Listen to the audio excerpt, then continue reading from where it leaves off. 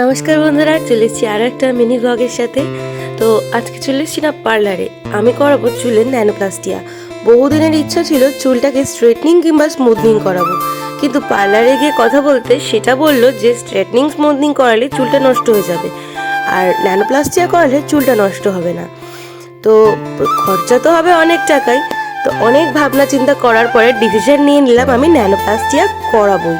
বলতে পারো এটা আমার একটা শখ ছিল। যখন একটা জিনিস নিয়ে প্রচুর দিন ধরে স্বপ্ন দেখা হয় আর তারপরে সেটা পূরণ হয়, তার আনন্দ যে কি সেটা হচ্ছে একমাত্র আমি কালকে ফিল করতে পেরেছি। যাই হোক, স্বপ্ন তো অনেক দিনের ছিল, করেও ফেলেছি। আর এখন আমার চুলে ক্রিম লাগানো হচ্ছে। ক্রিম লাগিয়ে আমাকে 1-1.5 ঘন্টার জন্য ছেড়ে দেওয়া হবে আমার শাওয়ার কাপ লাগিয়ে।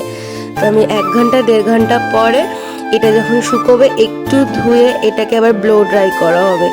বাবারে বাবা, অনেকক্ষণ টাইম লেগেছে। আমি যে কালকে এতক্ষণ চুপচাপ বসেছিলাম তা আমি নিজেকে দেখেই নিজে অবাক হয়ে গেছি।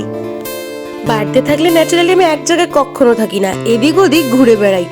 আমি কালকে 6 ঘন্টা এক জায়গায় বসেছিলাম। বাবারে বাবা, সত্যি কথা আমি নিজেকে দেখে নিজে অবাক হয়ে গেছি। আর তারপরে যখন বেশিটায় বিরক্ত লাগছিল, ঠ্যাংটাই তুলে দিয়েছি চেয়ারের ওপরে। তাতে কোনো সমস্যা নেই, ওরা বলেই ছিল তুমি তোমার কমফোর্টেবলি বসো। যাই হোক, আমার তো খুব মজা হচ্ছে। চুলগুলোকে দেখতে না কি সুন্দর হয়ে গেছে।